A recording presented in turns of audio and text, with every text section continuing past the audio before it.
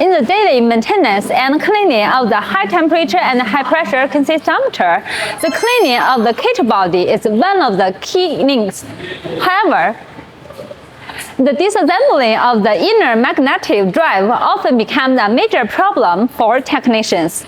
Although it can be easily pulled out with a magnetic drive disassembly rod before fixed by cement, but once fixed, the situation becomes complicated.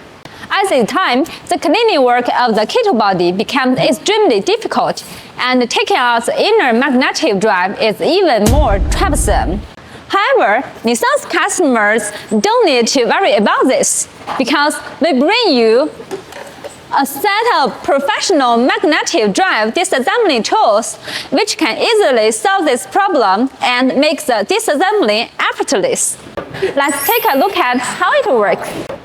This set of magnetic drive disassembly tools can easily handle the complicated situations where the inner magnetic drive is fixed by cement.